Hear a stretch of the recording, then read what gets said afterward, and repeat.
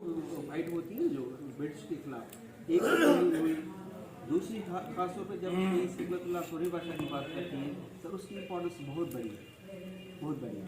अगर देखें कि आज़ादी देने की आज़ादी की हकीकी जंग थी, पाकिस्तान के लिए जो राह हमवार हुई, इस सभी कॉन्टिनेंट में जो राह हमवार हुई वो शहीद सोरी बादशाह की, क्योंकि सियासी तौर पर भी वो चीज़ें चल रही थी, मुस्लिम लीग भी थी, कांग्रेस की थी और भी थी, लेकिन ये जो गोरीला वार थी ये उस बहुत बड़ी है। एक तो वो पहले लड़ चुके थे 1888 से 1896 तक, लेकिन इसके बाद जो हुई ये पीर सिबतुल्लाह सोरी बादशाह जिसकी 1921 में वो 12 साल की उम्र में था तो वो पीर पैगारो बना। इसके बाद वो जो थे वो इस चीज़ को उसने आगे बढ़ाए। अंग्रेज ये समझता था इस खानदान में से, इस गुरु में से, क्योंकि हम मानते नहीं, हमें सपोर्ट नहीं करते, हमसे कोई चीज़ लेते नहीं है, ये लड़ेंगे। इसीलिए हालांकि वो 12 साल का बच्चा है, उस 12 साल के बच्चे के ऊपर उन्होंने इम्प्लीमेंट किया कि आप घर से बाहर नहीं चलेंगे। उनके जो असातिज़ा थे वो अपने तौर पर उन्होंने खुद वो बनाया कि इसके हाँ पढ़ेंगे, ये करेंगे, मैंने कहने के मतलब उनको पाबंदियाँ लगाना शुरू कर दी।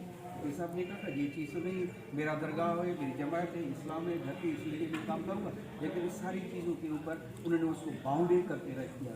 एक दिल्ली का आदमी था अमलदार शाह, उसको यहाँ पे पगार में उसने कहा कि ये आपका जो है तालीम का उस्ताद है। उसने कहा मुझे इसकी ज़रूरत नहीं है। मुझे कहा नहीं, इसके हाँ पढ़ना होगा, संभालना होगा। बहरहाल ये सारी चीज़ें चली। 1928 में पीर साहब जब 18 साल के हो गए तो उसने ये पूरे पुरानी जो माइनरशिप से वो बाहर आ गए। उसने कहा अब माइनरशिप मेरी नहीं है, अब मैं जवान हूँ, मैं 18 साल का हूँ, मैं अपना मुस्तकबिल खुद जानता हूँ, मैं इस्लाम के लिए, घर के लिए, वतन के लिए मेरी चीज़ है।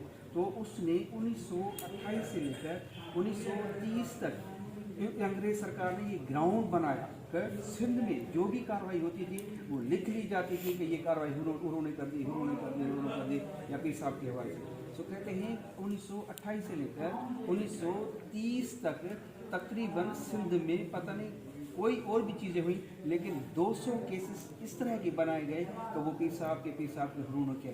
लेकिन ये वाज़ेह है कि पीर साहब के लोग क्रिमिनल नहीं है, पहले दौर में भी नहीं है।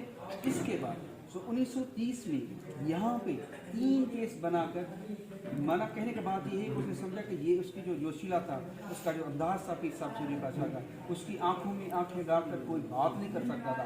उसकी जो छवि, उसकी शक्ल, उसकी सूरत, जब वो पग पहनता था, उसको मुतारिक ईशाई लिबास पहनता था तो लोग हैरान रह जाते थे। 1930 में इसके ऊपर 3 केस बना दिए थे इस तरह के। उन 3 केसों में सखर में वो वहाँ पे जो उसकी ट्रायल्स चले उसमें कायद-ए-आज़म अहमद जिन्ना पीर साहब का वकील था। उन 3 केसों में कोई भी केस सवाए एक केस जो पुराने को विपल्स वगैरह पड़े हुए थे आबा अजदाद के, वो उनमें लगा कर उनको पीर साहब को वो जो है वो सज़ा दे दी। 2 और केसेस थे उसमें पीर साहब को ये नहीं आई। उस वक्त मुझे भी फख्र है कि मेरा वालिद गाजी था, मैं एक गाजी का बेटा हूँ, तो बुरदहनी का वो गाजी था। उसने कहा कि जब सखर में कायद-ए-आज़म वकालत करते थे यहाँ पे केस चलता था, एक दिन कायद-ए-आज़म को मैंने अपने आँखों से भी देखा था, तो यहाँ पे वो पेश करने आते थे। तो 1930 में पीर साहब के यहाँ कायद-ए-आज़म ने कहा इन केसों में पीर साहब को भले उस जज के आप हाथ पे सूरज आ गए, इतनी तकलीफ उसको आ जाए, लेकिन इसमें सज़ा हो नहीं सकती, लेकिन अंग्रेज सज़ा देना चाहता है, इसीलिए उसने सज़ा दे दी। फिर 8 साल की सज़ा हुई। उस 8 साल में पीर साहब को जो है रत्नागिरी और मुख्तलिफ जेलों में भेजा गया। मतलब कहने का मकसद कांग्रेस सरकार ये चाहता था कि पीर पैगारो यहाँ पे रहेगा, सिंध में रहेगा तो मेरे लिए खतरा होगा, इसलिए यहाँ पे जो जासूस थे वो इस तरह की रिपोर्टें बना रहे हैं कि पीर साहब को बाहर भेजो। इससे पहले भी ये हो चुका था, तो ये पहली जो तहरीक चली थी उस वक़्त भी बहुत सारे हज़ारों लोगों को बच्चों समेत माना छोटे बच्चे, औरतें, इन सब को वो महसूस बनाकर इनको तंग कर कर हिंदुस्तान के मुख्तलिफ जेलों में भेज दिया। अगर कोई क्रिमिनल होता तो एक आदमी होता, इनके बच्चे, इनके छोटे, इनके बड़े। तो उस वक्त 12 के पे सिंध भी बना दी गई। उस वक्त उनको अंडर रखो, उनके इसको महदूद करो, अगर इनको महदूद नहीं करेंगे तो ये आपके ऊपर छा जाएंगे। तो दूसरे मरहले में पीर साहब को सज़ा हुई 8 साल की, जिसमें वक्त कायद-ए-आज़म अहमद जिन्ना ने जो एक केस लड़ा, उसमें आखिर में जो उसने एक पिटीशन भी दाखिल की, इसमें 2 साल की रियायत हुई पीर साहब रत्नागिरी के। और ये भी मैं बताना चाहूँगा उस वक्त यहाँ से सिजोर में से, क्योंकि लोग जो कैंपस में बनते